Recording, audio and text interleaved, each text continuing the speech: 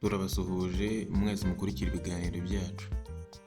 Umuhanzi Eazy wamamaye mu njyana nyarwanda ndetse no mu muziki wo mu Rwanda yiyemeje gufasha abanyeshuri 10 batishoboye. Umuhanzi Eazy uri mu bahanzi bagezeho mu Rwanda ndetse akaba ari no mu bahanzi bari gukora indirimbo nyinshi muri iyi minsi, yiyemeje gufasha abanyeshuri 10 batishoboye.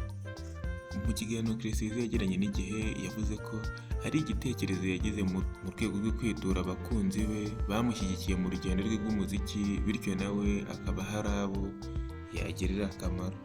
Junior Giti usanzwe ari umujyanama wa Eazy mu kiganiro yagiranye n'Igihe yavuze ko nyuma yo kugaragaza icyifuzo cyabo, abantu batandukanye babegereye babasaba ubufasha, ariko haza n'abandi babagira inama yo kugana inzego zitandukanye kugira ngo zibafashe abababaye kurusha abandi.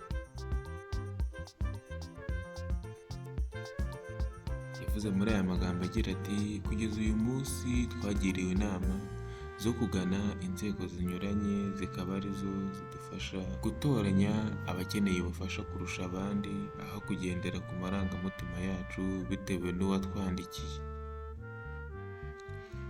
Junior Giti ahamya ko biteguye byibuza gufasha abanyeshuri 10 batishoboye kugira ngo amasomo yabo agende neza. Junior Giti yavuze ko biteguye gufasha uwo ari we wese ubabaye. Avuga ati, nibatwereka abiga muri za kaminuza tuzabafasha kimwe n'abiga mu mashuri yisumbuye cyangwa imyuga. Ubu tugiye kwicarana n'inzego turebe ko baduha abo dufasha. Uyu mugabo yavuze ko ku bwabo biteguye, igisigaye ari uko baganira n'inzego zinyuranye bagahabwa umurongo byakorwamo. Icyakora ahamya ko aho bazafasha bazagerageza kubaba hafi kugeza barangije amasomo yabo.